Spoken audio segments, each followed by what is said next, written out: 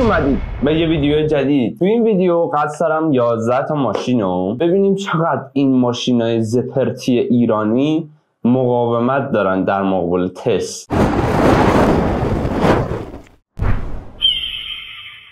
حتی بگم این تستایی که همشون انجام شده همشون توسط اروپایی‌ها، این شرکتایی که مثلا ماشین اروپایی تست میکنه توسط اونا تست شد. فقط من یه معذرت‌خواهی به شما بدهکارم به خاطر اینکه ویدیو بعضیاشون بی‌کیفیت، بعضیا که اکثریتشون بی‌کیفیته، چون این ماشینایی که الان چیز شده از رده خیلی وقت خارج شده.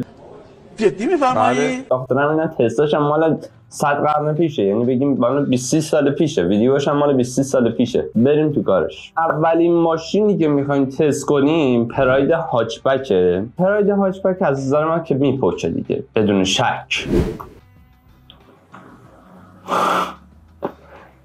اوه تا صندلی عقب جمع شد. انتظارش هم میرفت خودش جمع بشه. اصلا این ماشیناشون خیلی بی‌کیفیته. بدنها در حد پرکا. پژو 206.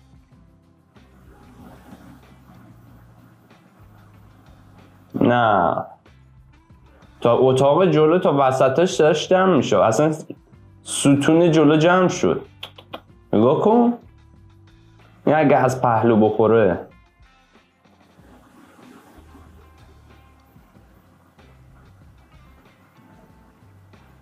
در قشنگ اومد تو روده طرف.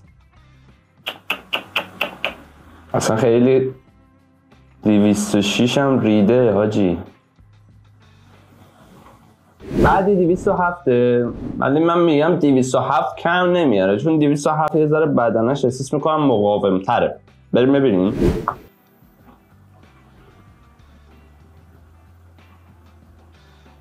ببین اون ستونش قشنگ خم شد تو 206 ولی تو 207 اصلا نگاه کن.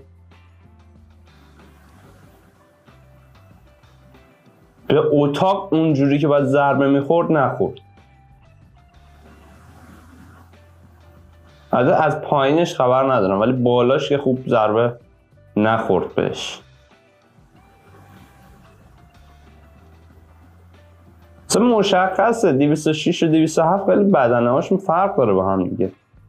از پهلو، حالا هر ماشین از نظر من از پهلو وقتی ضربه میخوره به چخ فنا میره. شیشه هوای بغل داره 207. والا تا حالا ندیدم. ببین از بغل من تا حالا ندیدم، حالا شاید داشته باشه. این مال 20 سال پیشه ها، نکنه جدیده. بعدی ماشینیه که فکر نکنم کمتر کسی شاید هم نداشته باشه اصلا. 308. من 308 رو تا حالا تو ایران اصلا ندیدم. من که زیاد کف خیابون بودم تا الان ندیدم 308 رو. والا ماشینای کم فروشیه، دلیلش فکر کنم همین باشه.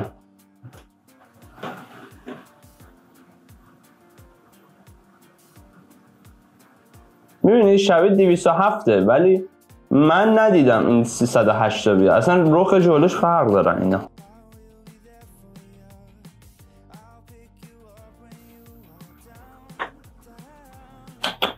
ولی امنیتش خیلی بهتره. اصلا شاسی آخ نگفت. البته گفت، نه گفتش در لولاش در رفت.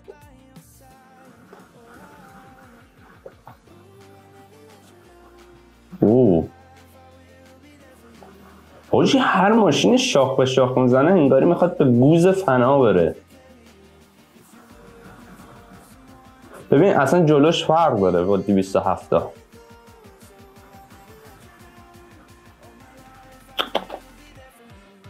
ولی میشه گفت ضربش در حد 207 مثلا اونقدر قدرت گرفت. نه من همچین حسی از این تصادفش گرفتم.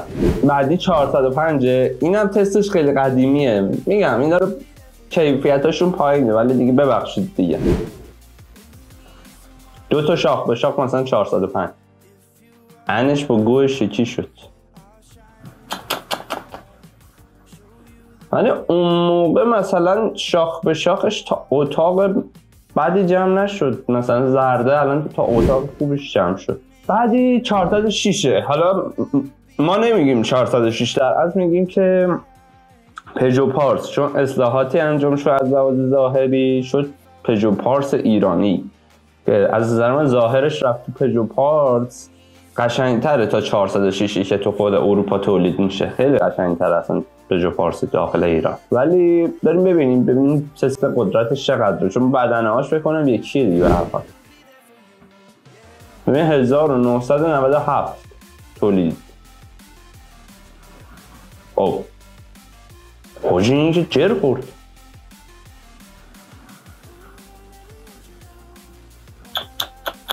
نه اونقدر اهمیت نداره. البته تصادف‌های پژو پارس هم من از نزدیک دیدم، شاخ به شاخشون تا اتاق بیشترش جمع میشد. البته بستگی به سرعت و قدرت موتور داره، ولی خب همینه دیگه، همشون یه پوخه. ببین اصلا رخ شبیه چیزه اون سیلوا چیه اسمش، ماشین قدیمی. بعدی L90. آقا L90 من احساس میکنم که امنیتش از تمام ماشینایی که تا الان دیدیم 100% یه پله بالاتره. واقعا ماشینای فرانسوی، البته اونا هم فرانسوی بود.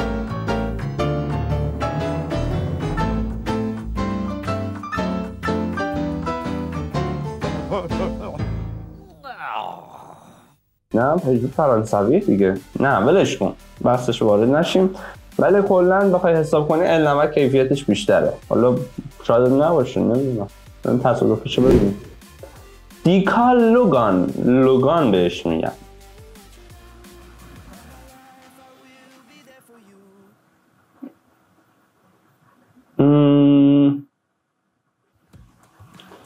سقف جمع شد ولی ستونای بغل رو نگاه کن، اصلا تکون نخورد. چارچوبش محکمه ولی ضربه رو منتقل میکنه بدجور. ببین به پهلو اون 270 دیدی 308 بود، دیدی تا اتاق وسط جمع شد. ببین کلش اصلا نخورد به اون شکل به شیشه، یعنی ستون اصلا چارچوبش محکمه. این هم نمای عقبشه. نه اون شکل بد نبود، ولی کلا ماشینا از موتور میان سمت اول شیشه جلو تا اونجا همیشه جمع میشن. آره همه ماشینا معمولا. بعدی ماکسیما. آقا ماکسیما من از نظر خودم چون ماشین خیلی قدریه، ولی خودش هم خداییش هم خیلی هم گرونه. یعنی بخواین شما یه همچین ماکسیمایی بخرید باید بالای 1 میلیارد پول داشته باشه. همون 207 یا 308 ممکنه زیر 1 میلیارد تومان باشه، ولی الان در حال حاضر ماکسیما دیگه میره بالای 1 میلیارد 1 میلیارد و نیم به بالا. حالا بریم امنیتش هم ببینیم.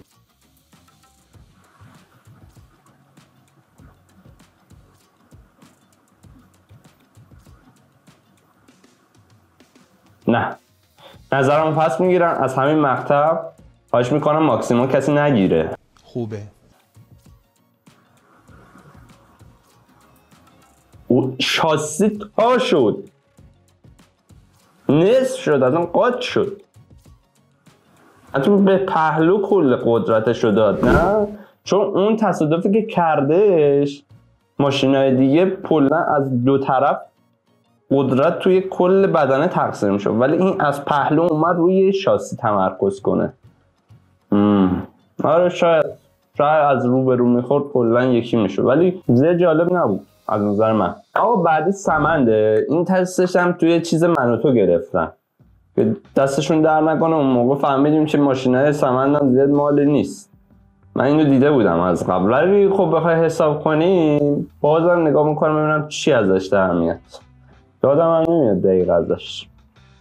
بریم.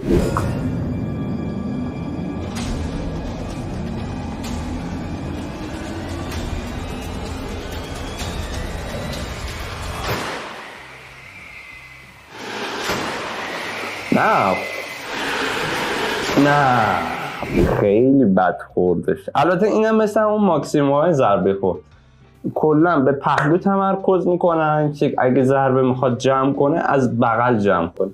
حتی شاخ به شاخ میکنن، همه ماشینا به پهلو میخورن دیگه، یعنی یه راست میگیره اون، یه چپ میگیره این، نصف ماشین این بره، نصف ماشین اون براش با هم دیگه میخورن. نه سمند اهمیت نداره حاجی، اصلا. بعدی ماشین سوناتا این هم ماشین خود گرونیه تو ایران، ولی خب بخوای حساب کنی با امنیتش خوب باشه دیگه. ببینیم اوه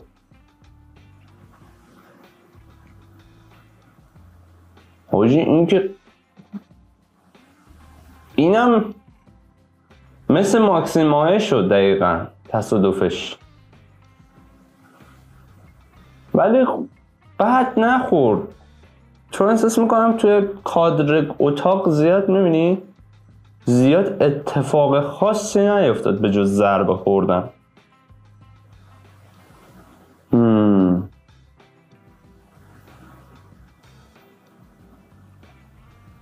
بعد نبود از نظر من تصادفش.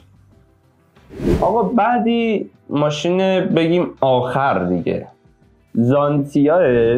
زانتیایی که یه نیش گاز میدی تا قطب شمال یه تنه میره. من میگم اهمیت نداره، جدی میگم، چون ماشینه پرسرعت وقتی که تصادف میکنن تصادف خیلی بدی هم میکنن، این شکی توش ندارم، مطمئنم میپوچه، یعنی میپوچه.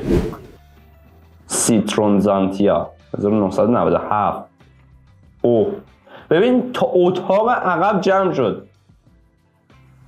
این زخمی که میخوره از سر سرعت زیادشه، چون خیلی ماشین تیزیه و خیلی روش مسلط باشی تا نتونی تصادف کنی باش اونجوری.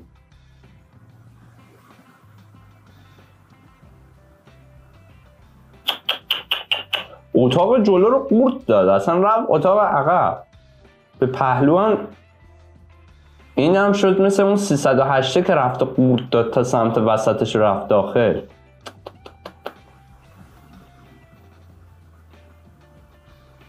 به هر حال گفتم که یه کنجکاوی باشه برای هممون، ببینیم ماشین‌های ایرانی از تصادف شاخ به شاخه پهلو چطور تصادف میکنن. ولی خب همتون میدونستید، منم میدونستم، همه میدونن ماشین‌های ایرانی بی‌کیفیتن و از همین تریبون اعلام میکنم که اگه پولشو دارید اصلا سمت ایرانی نرید، برید حتی سمت ماشین‌های چینی. ولی از لحاظ کیفیت بخوای حساب کنی ماشین‌های اروپایی رو دست همشونه، اینا همشون بی‌کیفیت میزنن از دم، اینا همشون اروپایی هستن ولی تو مونتاژ ایرانه آشغال میشن. مرسی که ویدیو رو تا آخرش نگاه کردید، همونطور که گفتم و مثل همیشه بهترینتون آرزو میکنم.